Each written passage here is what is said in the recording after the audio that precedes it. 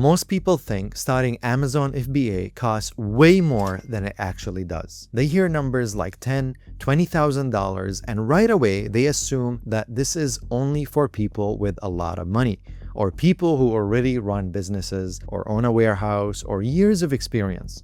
And because of that, a lot of people never even look into it properly even before they understand how it actually works. The biggest reason people get confused about Amazon FBA costs is because they lump everything together. They hear someone say, I spent $30,000 starting Amazon FBA without any context. What they don't hear is how many products that person launched, how fast they scaled, or how many mistakes they made along the way. So instead of throwing out one big scary number, in this video, I want to slow everything down and walk you through what it really costs to start Amazon FBA using real numbers, a real example, and a setup that actually makes sense for beginners. This is not the cheapest version that falls apart later or some exaggerated number that scares you away. Just a realistic starting point that shows you how this actually works in real life.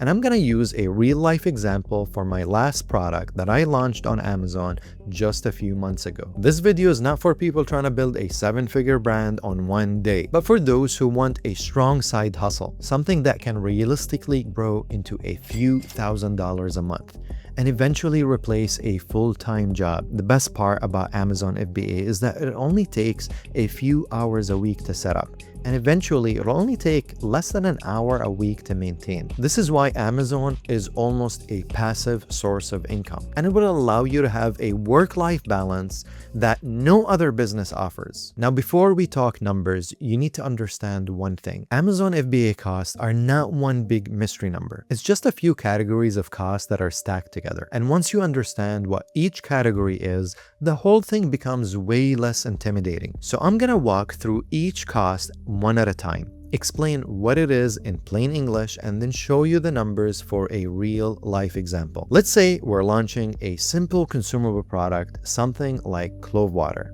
Nothing fancy or trendy, just a product that has people ready to buy.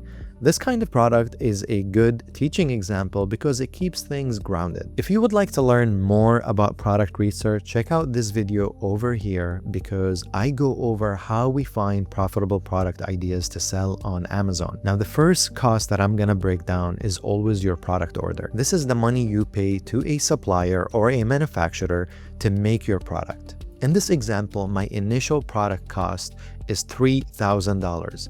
The order was for 500 units, which was my minimum order quantity, which is commonly known as MOQ. It is the smallest batch the supplier will produce for you. Suppliers don't want to make 10 or 20 units because it's not worth their time, so they give you a minimum order quantity. In this case, the minimum order is 500 units. Now here's the important mindset shift. That $3,000 isn't just a fee. You're converting money into inventory, into an asset. Next is shipping to Amazon. This is simply the cost of getting your inventory from the supplier to the Amazon FBA warehouse. Amazon FBA stands for Fulfilled by Amazon, which means you don't ship individual orders yourself. Amazon does that part for you. But first, you have to get your product into their fulfillment center. In this example, shipping to Amazon was only $189. That covers moving the units into the Amazon fulfillment center so they can store it and ship it when somebody places an order. Now let's talk about Amazon fees because this is one of the most misunderstood parts. When somebody buys your product on Amazon, Amazon takes a fee, and there are two main parts. There is the referral fee, which is basically Amazon's cut for bringing the customer to you, or it's just the fee that you have to pay in order to sell on Amazon's marketplace. And there is the FBA fee, which covers Amazon doing the fulfillment work for you, such as picking the item, packing it, and shipping it to your customer. It also includes handling customer service and dealing with returns. In this example, those Amazon fees came out to $6.95 per unit sold. Now, I know some beginners, when they hear the word fees, they instantly think it's something big or bad. But those fees, you pay it on each order that is being placed, so you're not paying it up front. But those fees are also replacing a lot of work that you would otherwise have to do yourself and pay to marketing and shipping companies anyway. Because you're not paying for a warehouse, labor, or not packing the boxes at home. Amazon is going to do all that work for you, and that's what you're paying for. Next is packaging and labeling. This is one of these areas that beginners usually don't think much about at first, but it really matters more than people realize. Packaging is what makes your product look legitimate, and labeling is what makes it compliant and ready to sell on Amazon. In this example, packaging came about to $625. And this doesn't mean luxury packaging or anything fancy.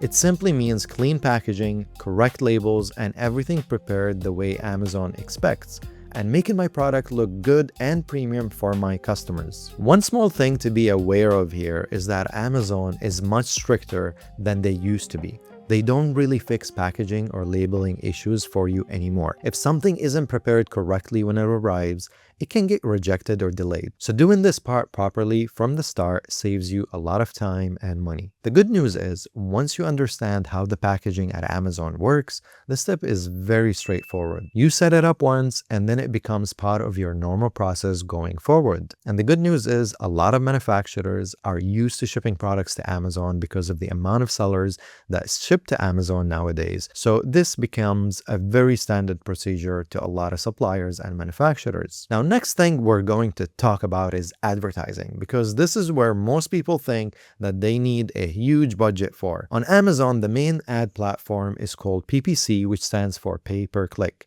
This is where you pay for your product to show up on top of the first page in the search results. Now, here's the part that surprises people. In this example, PPC is $0. And yes, you heard that right. When you're starting as a beginner, you don't need to throw money at ads before you understand what you're doing. You can start really lean by learning how to validate a product and learn how listing optimization actually works. And later, once you know what converts, ads become a tool that you can use more confidently. And as a beginner, you don't have to treat ads like a mandatory starting cost. Because if you've done proper product validation, your products should sell organically without any ads. Now let's talk about software, because this is where a lot of beginners start subscribing to tools they don't really understand yet. They sign up for pro versions, stack multiple software tools, or pay for things that they heard someone mention in a video without knowing what problem or the tool is actually supposed to solve. For example, we're using a tool called Helium 10, which costs $90. Helium 10 is a research tool, and its main job is to replace guessing with real data. It shows you what people are actually searching for on Amazon, how competitive these searches are, and how listings are performing in real time. Without a tool like this, most decisions end up being based on assumptions. You think a product might sell, or a keyword looks good, or a competition feels low, but with Helium 10, you're actually looking at real data instead of opinions, which makes decision-making much clearer when you're starting out. Seeing real data keeps you from choosing products that look exciting but don't have real demand.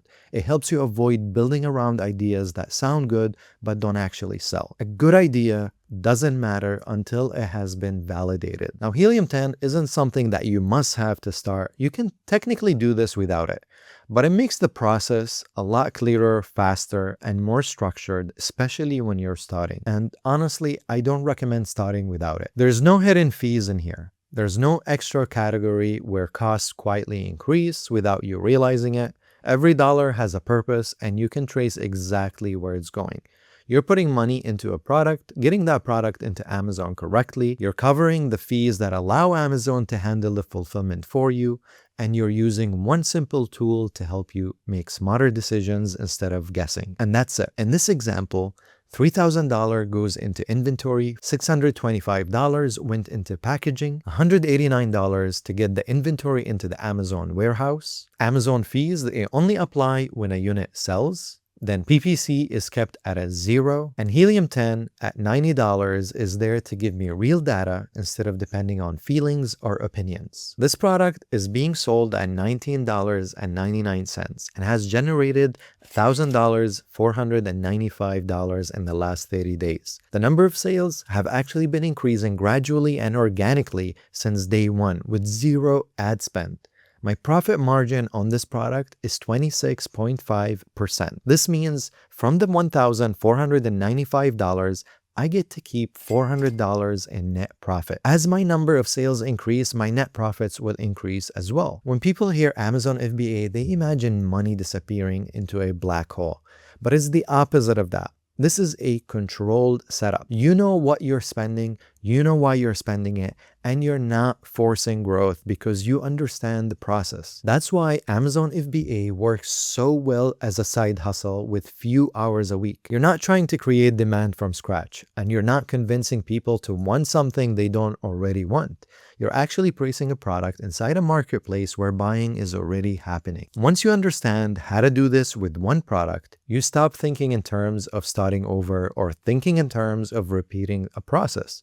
Once you go through this process with one product, your mindset starts to shift here. You stop feeling like you're starting from zero every single time. Instead, you realize you're just following the same steps again. You already know how to research, how to order, how to prep the product, and how to get it into the Amazon warehouse. The products might change, but the process doesn't. And that's how this turns into something real over time. You're not guessing anymore. You're repeating a system that you understand. To show you how this works in real life, in the last 2 years, we have launched 10 products that went to make us over $1 million in gross sales. Some products sell more than others. For example, some of these products you see on the screen net around $700 and $2,000 and $20,000 a month.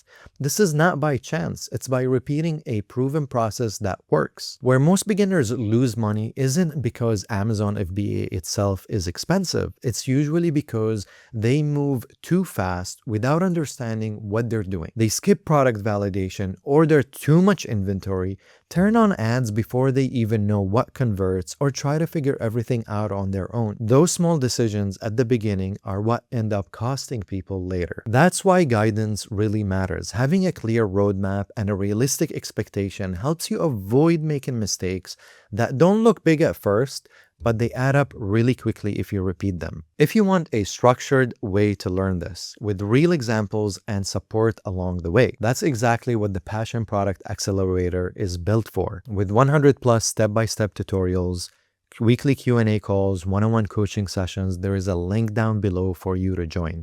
And if you're not ready for that yet, we have a completely 12-hour Amazon FBA course that is completely free. And there's a link down below for that. So here is the real takeaway. Starting Amazon FBA doesn't require massive capital. It requires understanding the process, moving at the right pace, and building in a way that you can repeat. When you approach it like that, it becomes one of those practical and scalable side hustles that you can start. That's it for this one. If you find this video helpful, hit the like button, subscribe to the channel because I'm going to be making more videos like this, and I will see you in the next video.